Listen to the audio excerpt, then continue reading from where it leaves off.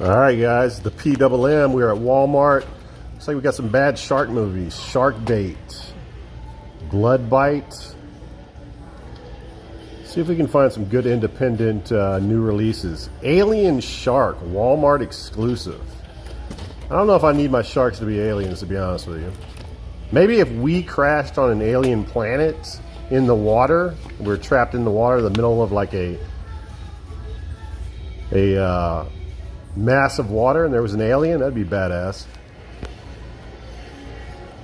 Morbius. I'm not too big on the new releases. Chucky, I'm not, I guess this is, I don't know what that's streaming on. Let me know if anybody's seen that series. Hellbender, this is a good witch movie right here. I've actually saw this movie twice. I watched it on Shudder once, and then Joe Bob had it on his special, so I watched it again with him. Good witch flick. Never heard of that. They Live in the Gray. What do we have here? Blumhouse, Dashcam. This must be a new release.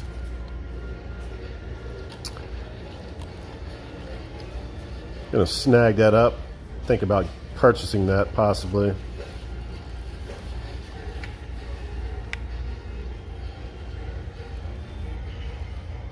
See what else they got here. The Devil Within. Cyst. Look at this shit. I gotta pick that up for the cover alone. That's badass. Possibly some Japanese horror. Let's pick that up and do some research on that.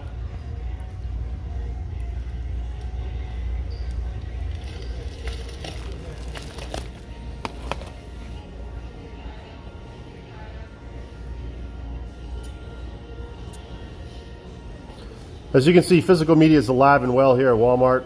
We got tons of movies here.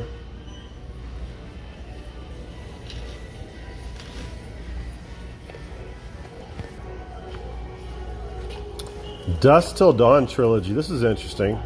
I might pop on this. I mean, I've never seen part 2 or 3. I know they're not supposed to be that good, but I would definitely like to check them out for 12 bucks. Maybe a little bit rich for my blood. That's actually 13 bucks with tax. Wait for that to be $9.99. Pick it up.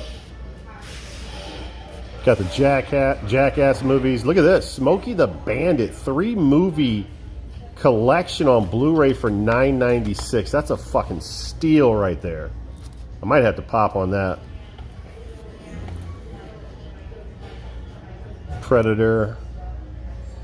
What else we got here? 10 film. Some cool westerns in there. It's too much of a generic looking collection though, the case.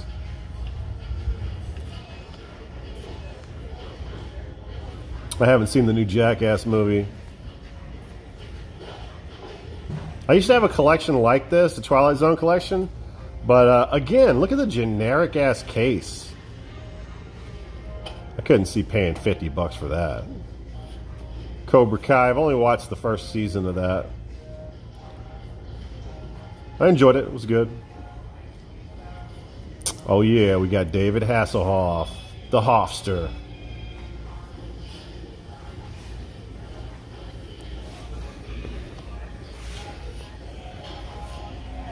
Dukes of Hazzard.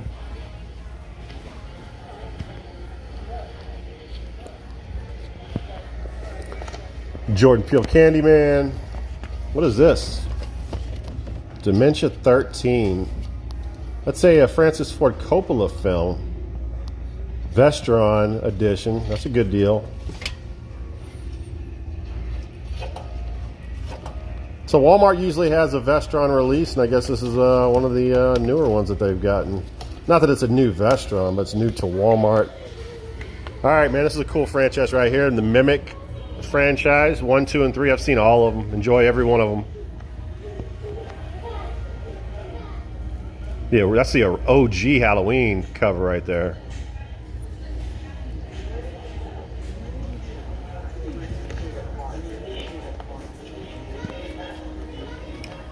Moving on, see if we can find anything else. All right, this is the new release cap right here. I'm not really interested in any of this stuff. I heard Firestar is not that good. It's a Northman. What was it called? The Northman. You know what? This Phantasm, I've seen this a few times, man. I really want to purchase it, but $30, man. I don't know, man. I like the shiny cover. That's something I might get down the road. On sale, I'll for sure pick that up. Love the Phantasm series. John Wick. I've never seen any of the John Wick movies. I know. It's crazy. All right. Do a little research on the ones I have in the car here. I'll just go through them. Some of those early ones you didn't see. Dimension 13. Again, Francis Ford Coppola. Smoking a Bandit. I mean, this is an amazing deal. If I don't get that, I'll definitely come back for it. Dashcam. Can't remember what the price was on that. Cyst. Incredible cover. Come with a slip. Uma. Kind of looks boring. I don't think I'm going to get that. Ron Perlman. The Last Victim. That didn't get very good reviews. That Monstrous is Christina Ricci. Land Shark, I think, is a 2020 movie. Alien Shark. And another movie that looks pretty good here, The Cursed.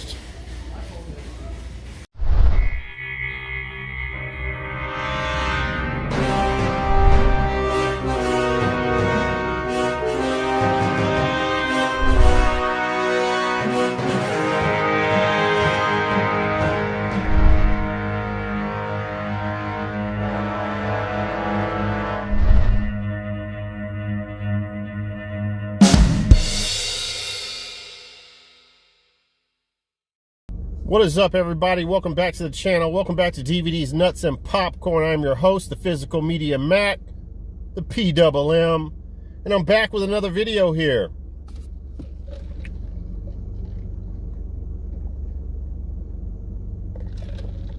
Now, the goal of this video is to get this video under an hour, which I can never seem to accomplish because I talk so much about movies. But I got a small enough box here, I think we're going to be able to do it.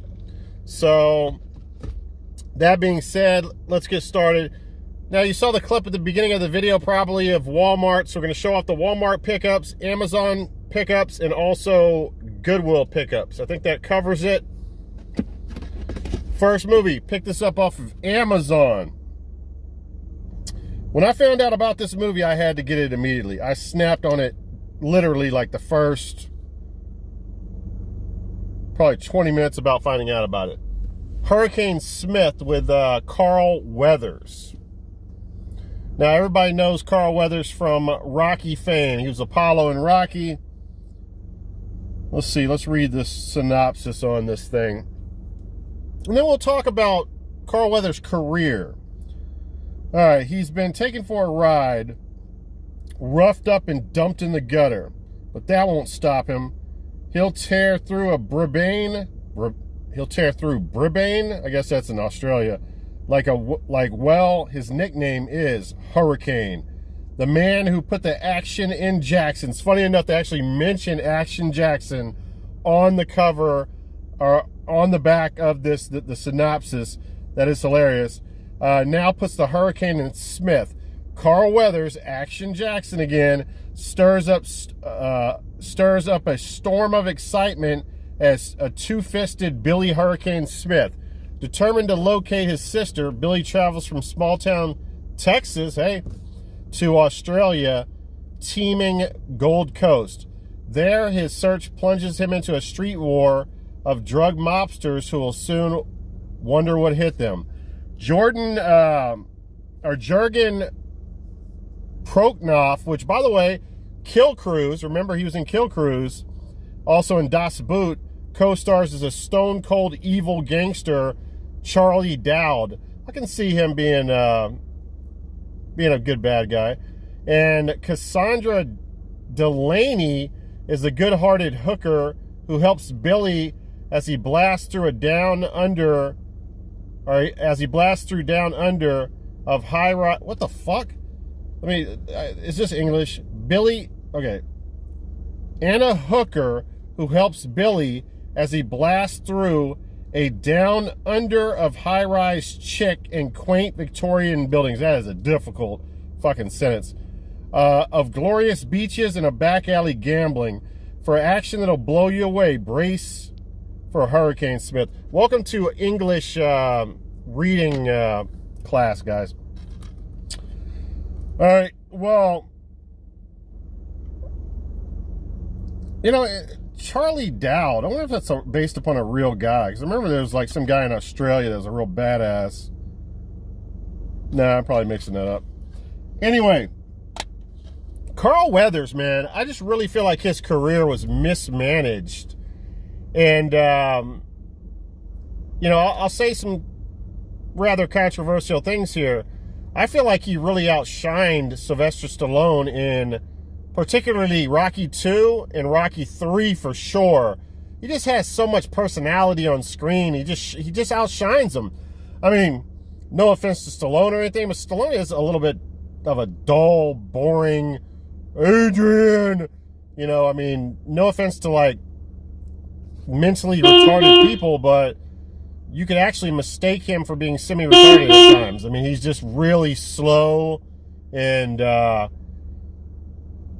boring at times. And you know, someone like Apollo or Carl Weathers shows up on screen next to him, it kind of makes him look a little bit bad. But that's no offense to Stallone. Stallone is a fucking genius. He wrote Rocky.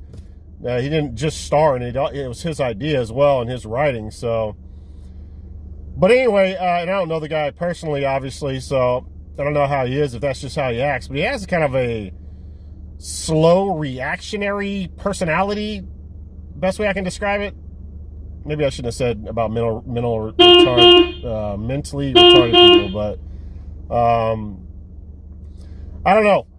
You know, I mean, just really did not cash in.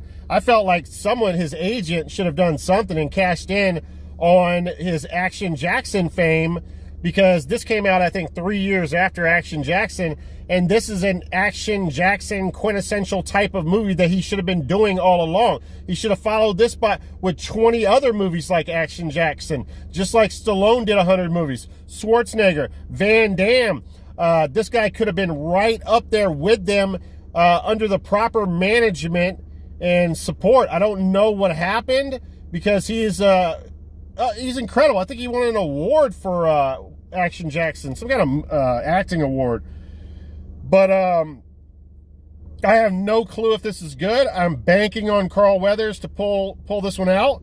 And yeah, it says the archive collection,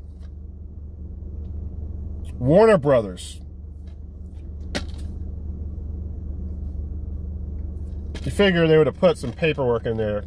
You're better than that, Warner Brothers. Come on now. Carl Weathers is Hurricane Smith. He'll blow you away. There's nothing calm at the eye of this hurricane. So yeah, man, I'm looking forward to this being a badass film. And you know, besides Action Jackson, I mean, that's really it as far as these in-your-face, like, I'm the star of the movie and this is going to be a cheesy, blow 'em up, beat 'em up action film. You know, there's going to be exceptions to the rule, but he didn't have too many of those movies, man. He's been in 1,000 movies where, you know, he was in movies with Hulk Hogan. He's been in some fun action movies, but him being the lead, just too few and far between when it comes to this type of movie.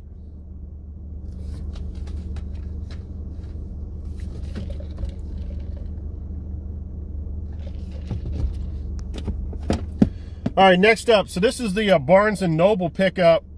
One of my pickups from last week. I still have not watched, I was going to say Terrordome. That's Public Enemy. What's the movie I picked up with James Woods in it? Not TV Dome. What am I thinking? It's, y'all know what I'm talking about. Irregardless, we're not talking about that movie right now. We're talking about Antichrist, a Lars Van... what the fuck is his name? Lars von Trier movie. I should have known that. You know, he makes movies to all of his movies are kind of, I don't want to use the word controversial because that's what everyone uses, but his movies are made to, a lot of his movies are open-ended. A lot of his movies are, you can tell he's fucking with the audience. Let me just put it to you that way. And I think he's a really good director. I'm not going to try to explain how I feel about this movie and give you some kind of, you know, proper type of review of it, because it's, I don't know, man. I almost need to see it again. His movies are very complicated sometimes, and they're not just a yes-no answer to whether they're good or not, to say the least. But, you know, his movies stir up interest. You know, that's one thing that he knows how to do. And, again, my boy, why the fuck am I forgetting his name now? William Dafoe, man. You know, no exception to his, what I said last week about him being possibly my favorite actor. He does a great job in this film. The female actress does a great job as well. I don't remember her name. But I'll just tell you what happens basically in this movie. So, by the way, they show a lot of penis in this movie, no homo. And I don't believe it's William Dafoe's. Now, that brings up an interesting point. That must be kind of weird, you know. It's like, yeah, we got these sex scenes, Mr. Dafoe, and, you know, we saw your package, and we're going to have to bring in the stunt cock. I'm sorry. It's just, your cock's not big enough. That'd be pretty fucked up, but there's definitely a lot of, I don't even want to mention it again, but yeah, William Dafoe is all over this movie, or William Dafoe's stunt double is. But, so and speaking of cock, in the beginning of the movie, he's banging his wife, and their baby gets out of the crib. I'm assuming this baby is kind of getting close to the age where you stop being in the crib, but he's still got a little more time left. So he's doing the thing that kids do when they get close to that age. They crib escape. So he escapes from the crib. It's a snowy night. They're banging. He's you know, he can walk. He walks in there, sees them banging. It's like, oh, okay, that's nice. Turns around, walks back, I think, into his bedroom, climbs up on a table, and gets up on the windowsill. I can't remember if the window was open. I think the window was partially opened.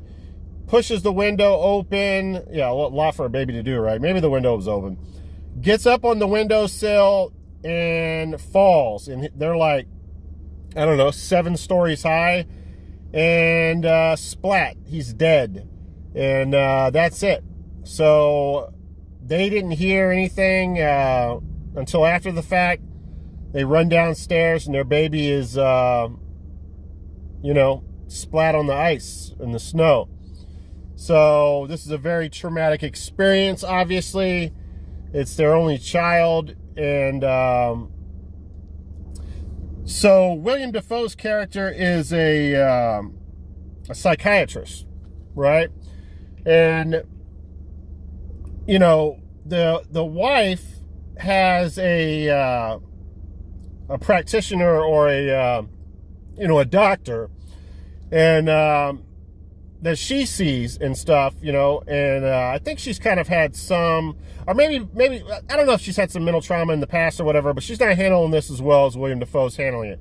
And William Dafoe's character is questioning the doctor to her, saying that he's giving her too many pills and yada yada yada yada yada yada. So what ends up happening is he ends up saying, I am going to take care of you and I'm going to be your doctor moving forward. And there's some mention of that earlier, and she's like, well, you know, my doctor says that's not a good idea. And he's like, I'm sorry, but we're going to do it. And so he starts taking her, so he starts treating her as her therapist to try to get her through this emotional baggage and pain that she's going through. And at one point, she's trying to have sex with him. He's like, no, I'm your therapist, you know, which is really fucking weird, right? But he ends up fucking banging her anyway and shit, and fucking up the code of therapy, I guess. But yeah, but she's like a I don't know, like I want to describe her as a cougar. She's like scratching him, and she's a real fucking demon in the bed, man, let me tell you. And but eventually, so they have sex a lot during the movie. She's like almost like a nymphomaniac. And they end up going to a cabin, and she's, for whatever reason, she has some traumatic, something to happen to her there.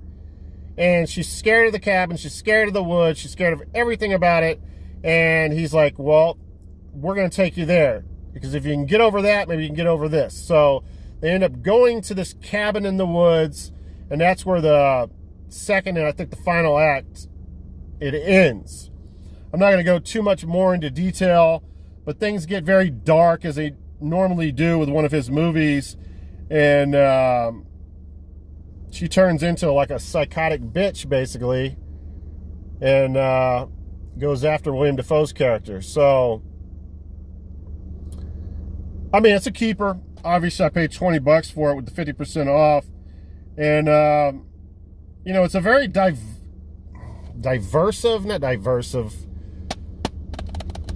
what's the word? Polarizing. Like, his films are very polarizing.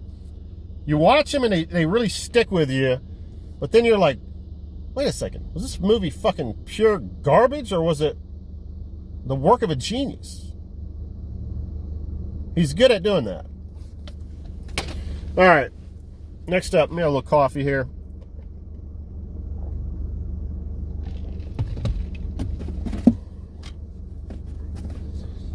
All right, let's just get into this shit. So this is a new release. So I guess it wasn't in the, as you can tell, like, I'm not like the other YouTubers that do the Walmart videos. They're always on the end cap. New release, and they really care so much about new releases. I don't really care about new releases too much. When I go to Walmart, I'm looking for independent films. I'm looking for movie compilations and stuff like that. This was not in the end cap new release area, probably because it's VOD, straight to video, right? And but it is Blumhouse, and Blumhouse gets a lot of fucking respect out there. And yeah, this is a found footage movie. And yeah, I was excited about watching this movie.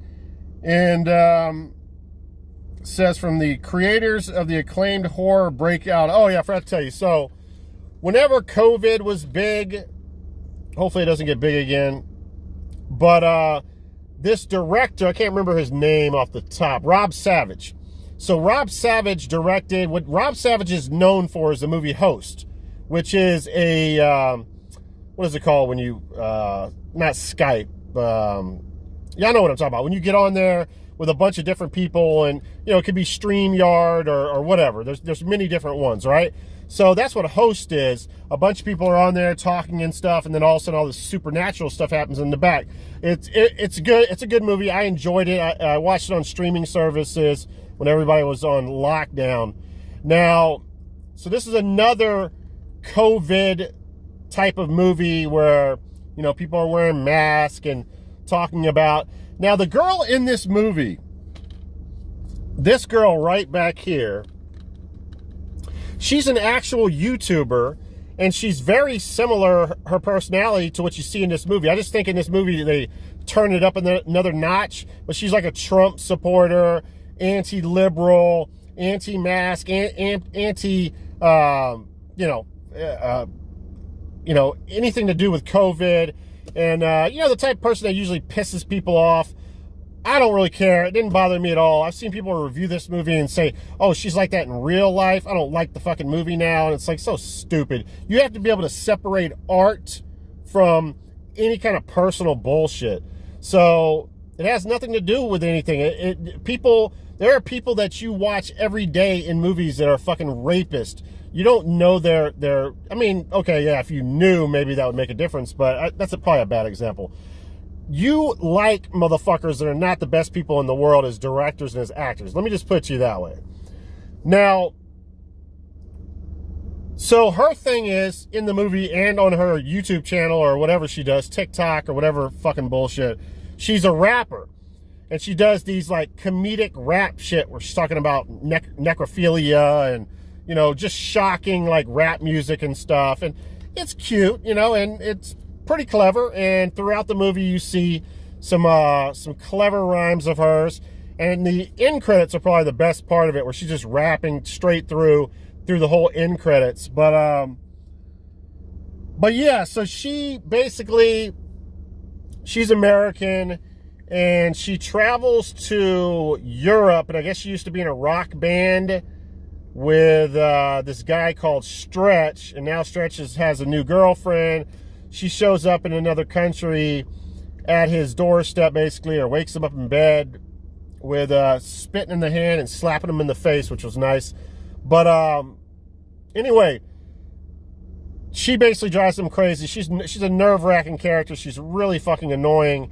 And he does like Uber Eats or some shit like that. She ends up stealing his car and decides it'll be funny. By the way, I'm not mentioning the most important part. It's called Dashcam. There's Dashcam on the whole movie. She's doing her little skits and talking to her YouTubers or her fan base, streaming all the fucking time. She's got a camera on her head, camera in the car, camera on her ass, camera on her pussy, you know, cameras everywhere.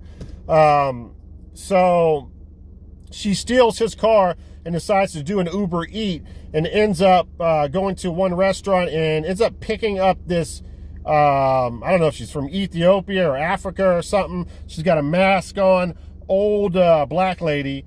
And this old black lady, I don't know if she's a fucking witch or she's evil, or she's definitely evil. And then all kinds of shit happens. All kinds of supernatural shit happens from that Uber Eats ride.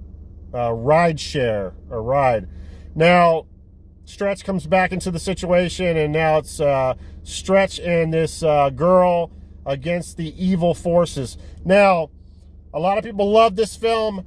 I am not going to recommend it. It's the shakiest shaky camera film I've ever seen in my whole entire life. It'll literally nauseate you and make you want to pass out. It's way too much shaky cam. And now, I will say there are some cool effects in this movie. There are some cool sequences and that are badass. I will say that. I'm not going to say I don't like this film because of the annoying character in the main chick in the movie, but the shaky cam just got to me. It was just way too fucking much. And the other part was when things were going so horribly wrong and were so terrifying, she still had time to make jokes and shit. And so there's this one scene where this lady goes after her, breaks through the window. Her arm goes through the steering wheel, and she turns the steering wheel, and her arm breaks. So now she's like stuck out the window, but her arm's in the steering wheel, and blood's everywhere. The girl can't go anywhere, and she's got this mic she uses on her channel that glows, and it makes you sound like a weird character. And she's like interviewing her with the fucking microphone. It ruins any chance of this movie being anything like Blair Witch, because yes, there is some woods and some creepy supernatural effects that might remind somewhat of Blair Witch, but again, it doesn't work because they try to be comedic. It's almost like a parody of itself. And if they would have just kept it straight and chilled out with the fucking shaky cam. I know it's found footage and there's going to be some shaky cam, but this is over the top ridiculous shaky cam. So I don't recommend it. I'm pissed off that I spent so much on it. I grabbed it and didn't realize it's like 14 bucks. I would never pay 14 bucks for this fucking movie. Will I keep it? Yes. Will I watch it again one day? I don't think so, guys. All right, moving on.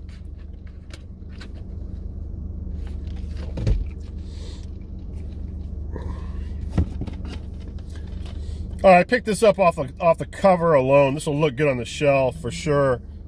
Cyst. And it says a pus-filled, gooey pop of camp and kiss. I don't even know what the word kits is. Kitsch. Kits. Never seen that word before. Is it a Jewish term? Anyway, so I started watching this morning. I watched about 20 minutes of it. It's very campy, like old schooly 1950s style type of movie. This might even be set in the 50s. It seems, of course it's color, but it just seems like it's an old type of film.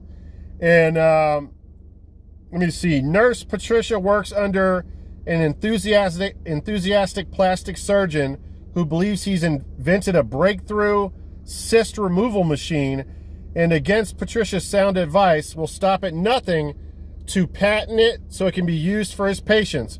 But when their differences turn into physical altercation, damaging the machine, what started as Patricia's last day on duty becomes a battle for survival after the doctors get gone. That's the name of the machine. Cyst removing invention inadvertently turns a patient's tumor into a cyst monster that terrorizes the office. Okay, that sounds badass. Now, I was about to tell you, this is a very quirky type of movie, horror comedy movie, and I didn't know about it watching 20 minutes into it, but that actually reading that, I did not know that is what occurs in the movie. That does sound pretty fucking badass. So, I don't know. Let me know, guys. For my Dollar Tree people out there, we got RLJE. Now, RLJE films, they don't disappoint a lot, man. They come through with some good shit. So, hopefully, Cyst is, like I said, man, you got to get that. It's got the embroidered texture on there. It comes with the slip. How am I going to leave that behind? Can't remember how much it was. It's like $10.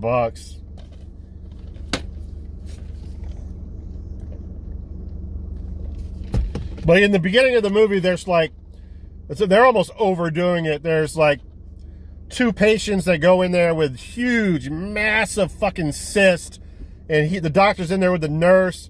The nurse like, you left some more in there. Like he's squeezing, like ooze is popping out. And then the nurse is like, there's some more in there. And then he squeezes it and then fucking just sprays all over the nurse's face. And then another patient has a massive one on their back. And he squeezes that and she just blows up all over her clothes. So, and I started eating spaghetti watching the beginning of this movie. And I was like, oh God, I'm about to be sick.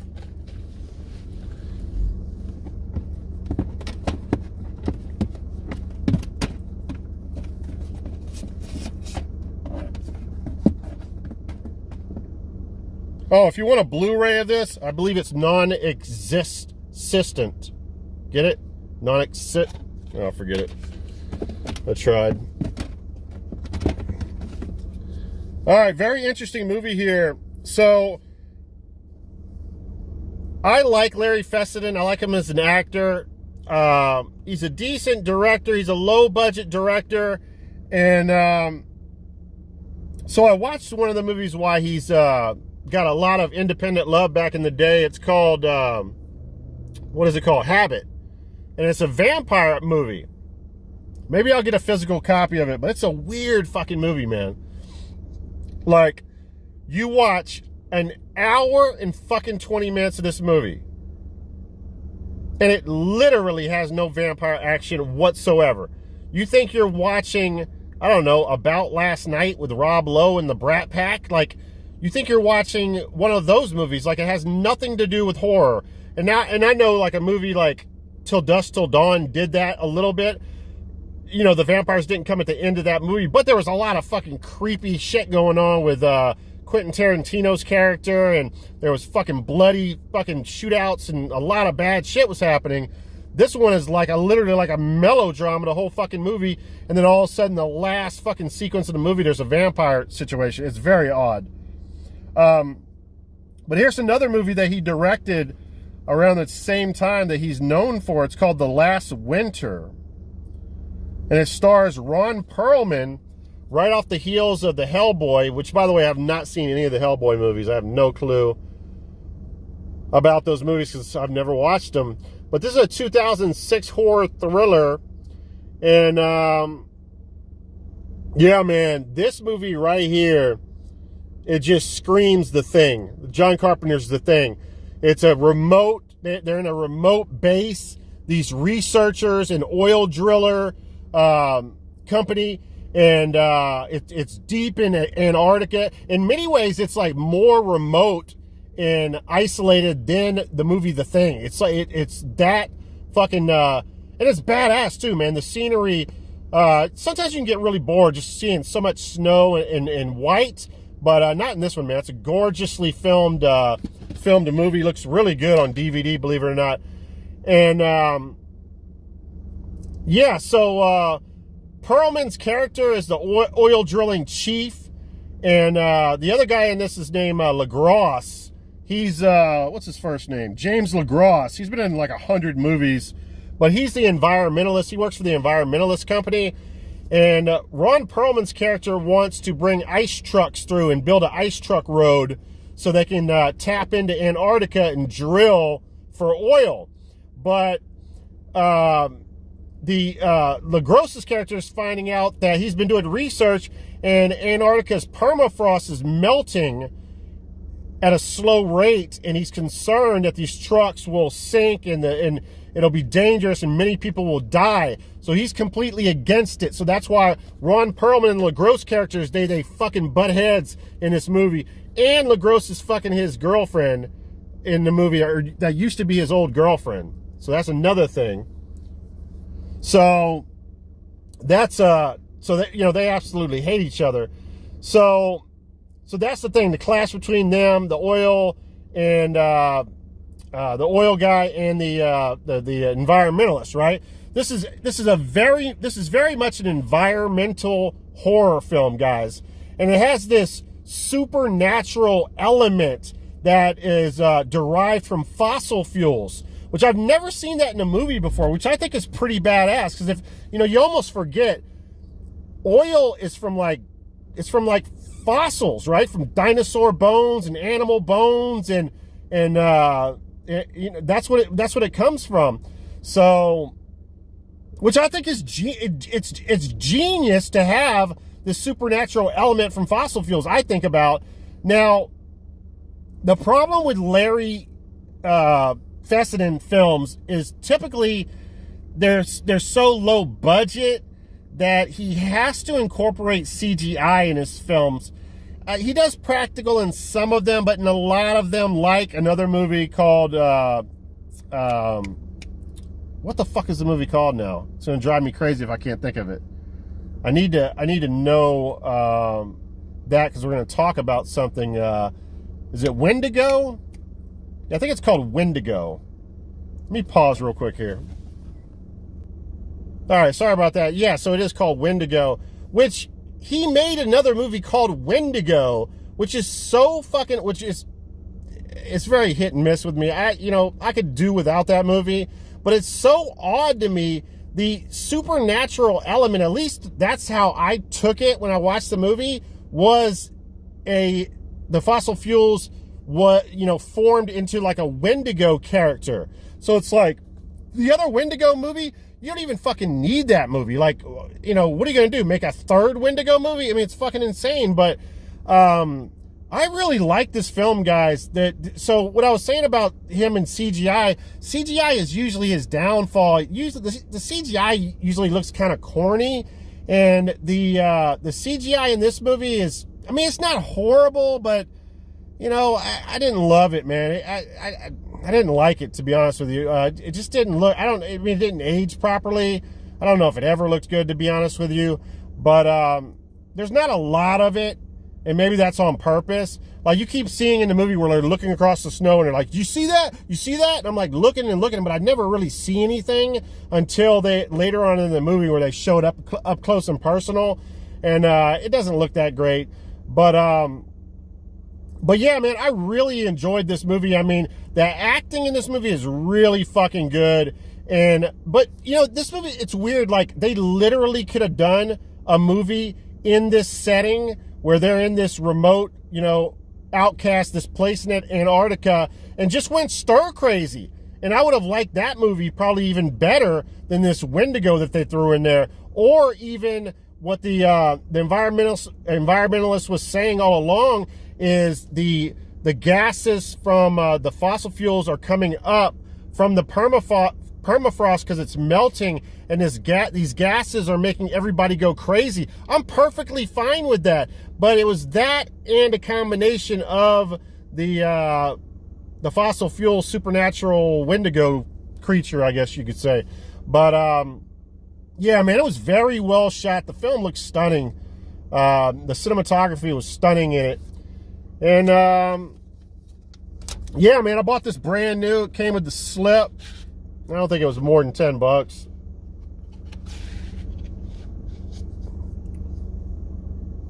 Let me read it, see if I did it any kind of justice. In the pristine tundra of northern Alaska, winter is brutal. But for one small team of oil scouts, this season is about to turn deadly as an unseen evil stalks the isolated crew. Nature's violent fury adds to their fear and torment.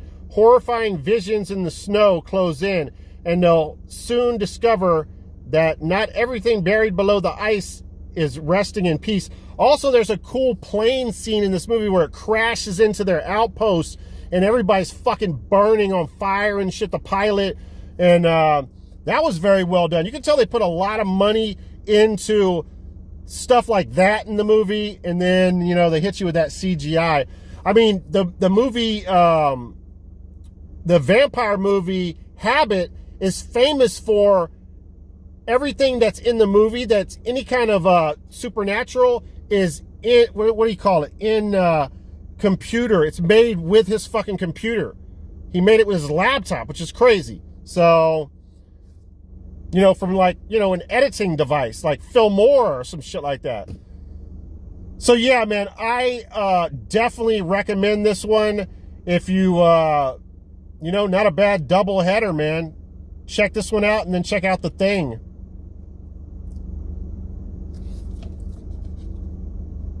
Says the scariest movie of the year. And by the way, I wonder if they did this on purpose. That looks like a frozen Michael Myers. I wonder if that was done on purpose. Now, to sell it, this movie bombed. Man, it cost like $7 million to make this movie or some shit, and only made like $150,000 or some shit. I think that was the case. Something like that. Something crazy. But that scene where he's out there frozen and shit looks really good. There's a lot of good shit happening in this movie. Trust me, man.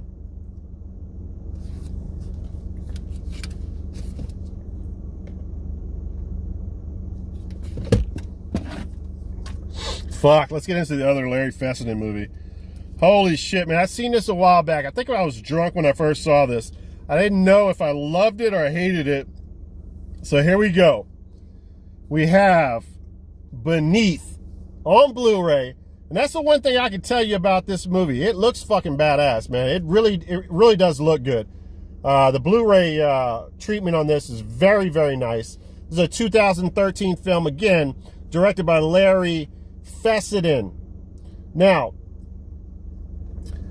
I compare this to Creepshow 2, the raft story. Remember the raft story where the kids are partying and shit? They swim out to a raft that's in the middle of the lake. They get stuck out on the middle of the lake, and a huge slime creature is going after them and killing all of them. All you have to do is replace the raft with a small boat and replace the slime creature with a giant bass-looking fish creature. Okay? And you have basically the same premise, exactly. In this movie, they go out to the middle of a lake. They're actually trying to cross the lake so they can party over on the other side of the lake. They never make it because this huge sea creature starts fucking attacking the boat. And And yeah, man, without a doubt, the fish monster is the star of this movie. It's not even close because the other actors suck in this movie, trust me. But it's badass, man. It does look a little funny, and I know some people will criticize it and say it's hilarious looking, but I think it can be hilarious looking and still be a fucking badass special effect, practical effect as well, and because it is both of those things. I don't know if they use like in Jaws they used animatronics, I think it's called, or compressed air, or I don't know what they used in this. By the way, there's a lot of Blu-ray features on here, a lot of behind the scenes stuff with Larry Fessenden, making of the movie, all kinds of stuff, goodies in this. I highly recommend. Oh, I don't know if I'm highly recommend it. If you're into really bad creature feature movies, then definitely check it out. I would say check it out just for the fact the fish is fucking awesome. Now, let's talk about the fish. So again, practical effect. And let me tell you something. This fish is literally above the water more than it's fucking in the water. I would say they probably showed this fish off a little too much. They could have kept it underwater a bit. They kind of overshowed the fucking fish, if that makes any sense. And, but I think they were so fucking proud of it. Larry Fessenden was so proud of this creation that he just wanted to show it over and over again. And you got to give them credit. I mean, to get something to do this under fucking water, to do, I mean, this thing wiggles, the mouth opens, it's got moving parts. I mean, it's just like fucking Jaws. It's not as badass looking as Jaws, but remember in Jaws, it took them 4 fucking movies before they fucking mastered showing Jaws out of the fucking water. The first movie, they had nightmares with it and barely showed him at the end of the fucking movie. They finally showed the shark out of the fucking water, and that was a fucking nightmare to do.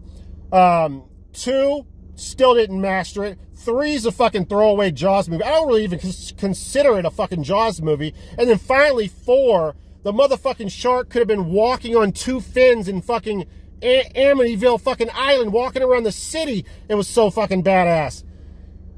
They couldn't show it enough above the fucking water. So when you perfect something like that and you can show it that many times in a movie, you're doing something fucking right. And Larry Fessenden and the person that created that fish really did a good job, in my opinion. It's really cool.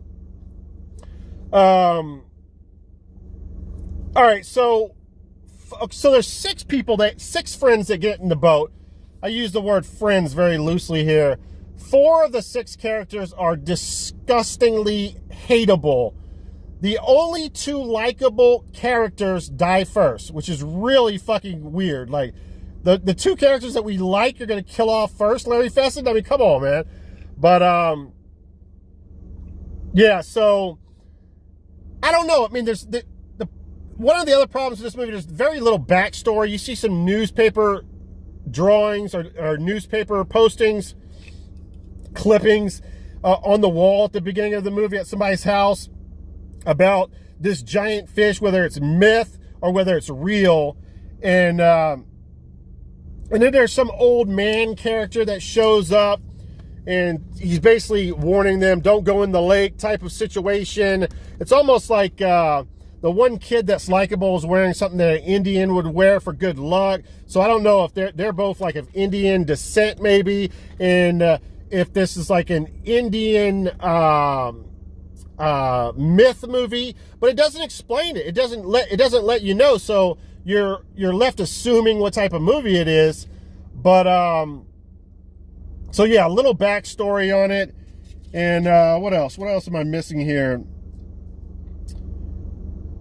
I knew she looked familiar in the movie. The youngest girl in here, or no, I shouldn't say the youngest girl. She's probably the cutest girl on the of all the female characters. Her name is Mackenzie Rosanna, and I knew I recognized her. She's the youngest daughter from Seventh Heaven. And let me tell you something, guys. She's all grown up now. Yeah, she's definitely all grown up. But yeah, man, this is a Scream Factory release, by the way. I'm recommending this purely off of the fish being hilariously badass, and just being really well done. And like I said, the characters are super hateable. There's some cool kills in the movie too from the fish. And yeah, man, you know, Larry Fessenden, man, he did some practical effects in this one. Gotta give him credit for that. But still, man, God, there's such bad dialogue in this movie, man. It's just like, you know, you watch something like the last winter, and the dialogue is so fucking good, and you wonder, how can the dialogue be so bad in this movie? I wonder if he didn't write this. Maybe that's what it is. I don't know. The dialogue was terrible in this movie. You're like literally questioning. And also this turns into, you know, mix it up with that creep show Raft story, right? But then it also throws in like Survivor, Big Brother elements where they're constantly trying to vote someone off the boat as bait. And so yeah, man, I picked this up off of Amazon, I believe. Wasn't that expensive. Couldn't be more than 10 bucks, 12 bucks. Beneath. The best thing since Jaws. No, I'm just playing.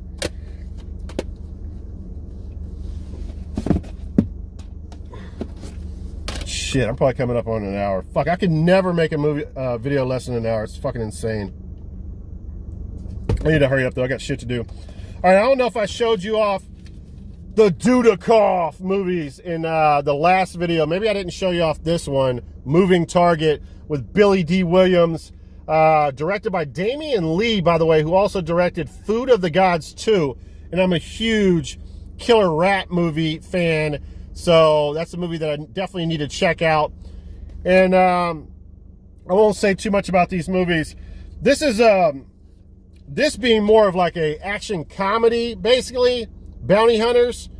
This is a more straight-laced, he's a bounty hunter in this as well, and he's working with Billy D. Williams' character. I don't remember. It's kind of convoluted, the story. Let me just read it. Bounty hunter Sonny McLean is the last of a dying breed. What should have been a single job burns into a nightmare when he is framed for murder. Explosive gang warfare in this Russian-American crime syndicate wreaks havoc on the streets, and Sonny is thrown in the middle. Now the hunter becomes the hunted as Sonny fights to clear his name between the crossfire of the police and the rival gangs bent on revenge. I enjoyed this one, guys. It's like I said, it's just a good action thriller movie. Michael Dudikov's good in it. He's got a pregnant wife. She's beautiful in the movie. And you know, it's got kind of a cool story with them, how, you know, they're about to break up because he's risking her and the unborn baby's life. There's a scene in this movie, guys, where these mobsters have on bike helmets, and I don't know where they're at. I think they're like in some kind of school or whatever, but they come driving in the fucking school on dirt bikes, going up the stairs on dirt bikes, riding down the hallway, using Uzis, shooting with Uzi guns. It's fucking phenomenal, man. So, yeah, there's some good action sequences in this movie. Cars exploding. All kinds of good, fun B action from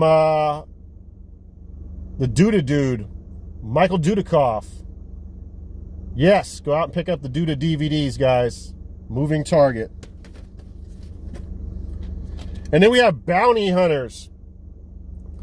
Bounty Hunter Jersey Bellini is flat broke. So when his beautiful ex-girlfriend and fellow bounty hunter, BB Bannister, nabs Izzy, a bail-jumping car thief with a $10,000 price on his head, Jersey decides to collect the 10 grand himself. In the rumble that follows, Izzy escapes, leaving Jersey and BB holding his latest score, a sky blue Rolls Royce. Trouble is, the car belongs to mobster Army Damos, and the trunk contains a hooker named Star, who witnessed Damos blow away a local businessman. So they start protecting this hooker, which she's got kind of a New Jersey accent. She's kind of funny, cute little Italian girl, and him and the other bounty hunter girl, which, you know, that's his ex-girlfriend.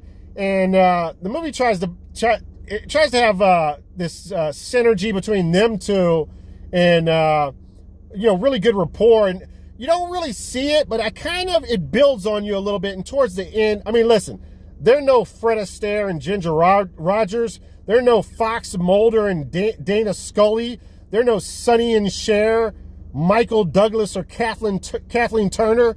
But towards the end of the movie, I'm kind of like, okay, I kind of want to see Bounty Hunters 2 now. And yes, there is a Bounty Hunters 2. Again, this is just a fun, like, action, thriller, comedy type of movie. And nothing to be taken too serious, but another Dudikov movie that gets a passing grade for me. I'll definitely be keeping it on the shelf. I'm collecting all the Dudikov movies, all the Duda DVDs, all the Duda Blu-rays, if I can find any, if there is any Blu-rays. But, yeah, man. That's it. All right, what do I got left here? Okay, so this is the second time I picked this up, guys. I'm not going to talk about this very much. This was picked up to flip. And I believe I got this for the same price last time. $2.99 on the Mad Max anthology. And all the, I don't know if they're called theater cards, are factory sealed, never opened. And this thing is in minty condition, guys. $2.99 on that. I watched the most recent Mad Max movie, and I enjoyed it. I thought it was good. I didn't love, what's his name? Tom Hardy in it. Thought he was okay. I would have much preferred if they brought Mel Gibson back. I don't know why they didn't. I think it was a big mistake on their part. But Charlize Theron was badass in it. I enjoyed her in it. And yeah, guys, Mad Max Anthology. Second time grabbing that. I will be selling that. I'll get about 25 bucks for it. All right, last movie here. Man, I'm out of breath. Talking too much. So I talked about this many videos again. We have the Feast trilogy here. And I was quoted saying that they're all badass movies, but I never saw Feast 2, and I kind of put my foot in my mouth, because Feast 2, by the way, Sloppy Seconds is one of the best movie taglines for any part 2 of a movie I've ever heard. It's fucking phenomenal. But Feast 2 is a pretty fucking bad movie, man. I mean, guys, I like the Feast creatures, by the way. And, listen, I'm not knocking them, but it's basically guys running around in rubber suits, but it's not CGI. It's practical. And it's fucking hilarious. I don't know if I remember telling you guys about the first Feast movie, but these, I don't know what these creatures are called, but these monsters are fucking running around with their dicks hanging out. And I think that the monsters are trying to fuck everybody. I think that's kind of what's going on. They're either trying to kill you or fuck you or do both. And it's quite disturbing, to be honest with you. No homo. But speaking of sloppy seconds. But anyway, if you ever, pass one down to the homies. But anyway, yeah, so this movie is basically a parody of itself, or it's a parody of the first film. It just goes way too fucking over the top. There's a scene where one of these fucking creatures is fucking a cat. I swear to God, guys, I'm not making this shit up. He's literally fucking a cat. And a cat escapes and scratches him and runs off. And you hear the cat fucking making cat sounds when he's banging it. It's fucking weird. And then there's a scene where one of the guys is, they dissect one of the fucking creatures. It's a pretty disgusting scene, but it takes forever. This is the worst paced movie, one of the worst paced movies I've ever seen. It's like, it's an hour 40. It seems like 3 hours and 40 minutes. And there's a scene where they're dissecting it just over and over again. The fart jokes. They're dissecting and they touch something and fart comes up from the monster. I think that happens twice in 10 minutes. And stuff keeps exploding. Blood's going everywhere. And so there's another scene where it's kind of funny, where this cast of characters that are trying to hold up and keep from dying from these dick slaying monsters, they hear a baby, and one of the guys goes and saves the baby, and he's in the street And he's treating the baby like a football. He's like juking the monsters and shit, trying to get away. And all of a sudden he fucking says, fuck this. He throws the baby up in the air, and you're like, okay, is he tossing the baby to the rooftop where his friends, because they're on the rooftop with guns trying to shoot the monster. You're like, where the fuck is he throwing this baby? And then all of a sudden they show a slow-mo of the baby, and you can see the clouds behind it. It's just floating through the fucking air, and you're like, what the fuck am I watching? Sharknado? This is fucking ridiculous. And the baby never lands. No one catches the baby. The baby just fucking finally just hits the fucking pavement and splats on the pavement. Oh God. And it's a fucking bad movie, man. It's some people get some enjoyment out of it, but there's some hilarious parts to it, but I hope Feast 3 is better than it, which is called The Happy Finish. Hopefully it's a happy finish to the franchise, because I enjoyed Feast, and the creatures are pretty fucking hilarious. All right, guys, that's it. Thanks for watching the video. I'm the PMM, the Physical Media Mac. Good luck out there finding whatever physical media that you're looking for, and I'll talk to you guys in the next video. Peace out!